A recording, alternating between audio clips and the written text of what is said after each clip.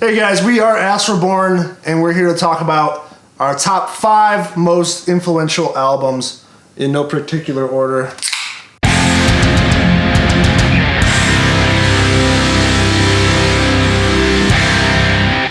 First up, we have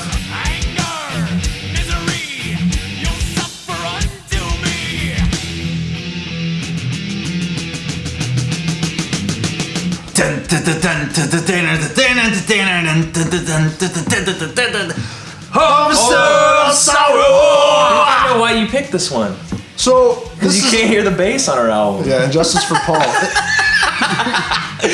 So this is kind of a notorious album from Metallica, obviously, but for us, I think some could argue that Puppets is probably the better album, but I think this one for us really introduced the importance of like complex song structures. Really, like, sure, we love long songs, and I'm harmonies. Sure we love harmonies. I'm sure this album had a lot to do with, you know, grandiose songwriting.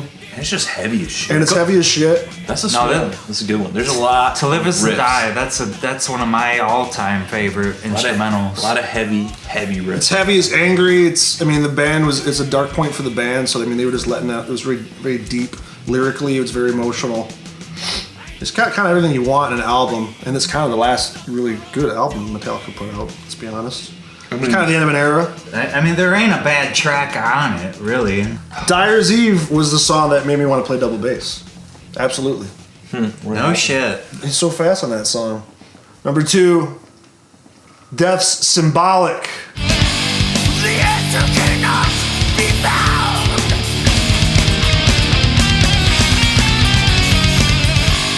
In the writing of others. Which is an amazing album. There's nothing bad. Derek got me into Death. That kind of really changed our approach. We really started trying to be more technical in our songwriting back in the day, and maybe before that it was probably pretty stock. Right. At least as me as a drummer. Getting into more odd time signatures and being able to write songs that aren't the typical like verse, pre-chorus, chorus songs that just kind of go in their own direction, any direction they want. We kind of stand by that still to this day. They led the way to all the modern metal that you hear. In my opinion, like, they started all of that. Well, when I listen to this shit, and I'm listening back to like some of the album we recorded, I just hear Derek's riffs. It's just like, dude. Derek's so heavily inspired by Shoulder. That's true. I hear it. It's just I hear it, right? It's like the Bible of my guitar playing, for sure. And Mean Gene Hoglan on this album totally slayed it. Definitely a huge inspiration. One of my favorite. I mean, come drummers. on, dude. Them cymbal taps on what song is it? Krista Mountain. He did like a playthrough on YouTube. And I know. You're just like, nuts. what the fuck is going on? It's nuts. Like he put more emphasis on the cymbal taps than like the beat itself. It's like ding ding ding ding ding ding ding ding ding. Well, I always like that Dude's shit a because machine. it's well written. There's no bullshit filler. It's just like They bridge the gap like just right. they're just good. Yeah, absolutely. It's like, if you don't like this album, what do you take? Like what are you doing? And if you've never heard this album, then obviously you are missing out. So do Burn your yourself a collection. favor. And even Perennial Quest, you never see that song talked about, but the ending to that with all the layers and the acoustic it's at beautiful. the end, like I could weep to that listening to that. It's amazing. All right, next up, number 3, we have At the Gates, Slaughter of the Soul.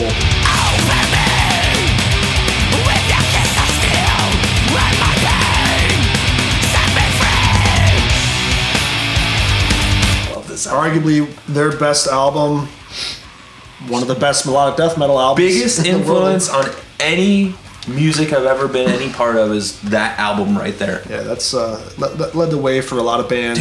Dude, I like the album because there's no bullshit. It just There's no rips your frills. shit off. Yeah. And from a production standpoint, it's still kind of hailed as, one of the better examples of how melodic death metal should sound. When we were recording the album, you were like, "This is like the gold standard." I was like, I wanted it to sound like, what do you want me to do? I'm not a miracle worker. Paulie, make it sound like this. One of the first times this one got me playing the skank beat, the traditional Gothenburg Oompa Oompa beat, was this album for sure. I love it. And it just that when if I'm like, you get in these cycles where you're listening to music and you get bored and you're like, I can't think of anything. You go back to that. Just listen to that over and over. It really is timeless. I could jam this all the time and never get sick of it. Every song flows into each other so well, and like even their new stuff that they've been putting out. I know you guys aren't like amazing huge fans of it, but I love it. Hold that one. I'm a fanboy. I'm a fanboy to the extreme. I gotta say, LaRoque's solo on that was fucking cream of the crop. On the cold track. That's the reason I started doing that crazy whammy thing. Like, that's what got you in the whammy then play? this boy stole it. He showed me, and I'm like, well, that's how you do that. We did it in the studio, and he just like literally went out the next week and bought a fucking guitar. I love it. I would say it's probably one of my top 5 favorite albums of all time. Absolutely. Any genre, any music. Definitely top 5 for us. All right, album number 4 is In Flames, The Jester Race. Yeah.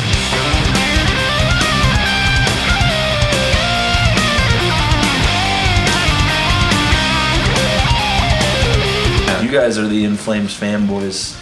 Derek and I, we really love this album. This album's really taught us, obviously, the importance of the harmony. You wouldn't say. You love guitar harmony. The songwriting in this is just really interesting. Some of the songs are almost whimsical, like the Jester's Dance is kind of, I don't know, it's kind of got this flow to it that you don't really hear. Shit. It was when I first heard this album, it was unlike anything else. The lyrics were very poetic. You know, it wasn't like your traditional like singing about, you know, Satan or whatever that we were. Or political vocals. It wasn't political. It was very poetic and deep, and it really resonated with me on like a whole different level. Something I never heard before, and it really changed my whole outlook on music when I got into this band. Really, the gateway to everything I'm into now was through this band. I really like the instrumental track on this a lot. It's Wayfarer, right? Yeah, that's it almost sounds 80s. Like they go into that 80s like breakdown. Like what the fuck? Like, that's cool. Sweet. Well, and what's crazy is you guys are like maybe what, like 5 years older than me, maybe 4 or 5 years older than me. So I came into In Flames at a different era. Like when you guys started getting out of In Flames and started hating it, like when I was coming into it. Yeah. And like I'm not even gonna bring up their new stuff because I don't even want to go there. No. But this album and like more recently within the last couple of years since we've been like really getting together and working on stuff, I've been listening to this shit and it's just like so refreshing to hear because it's like it's raw. There's no bullshit. Like these dudes just are good at writing. Like they're just they get it. They know what they want. And that to me, that's always important because you get these bands that are all over the place and it like nothing ever resonates with me. But then you get to this point where you're just like, these guys know what they like and they do it well and they don't care. And like that's when I hear this album, I'm just always like, I feel that. Like they just did what they wanted to do and they made it badass. Yeah. Oh yeah. Number 5, we have Children of Bodom's Hatebreeder.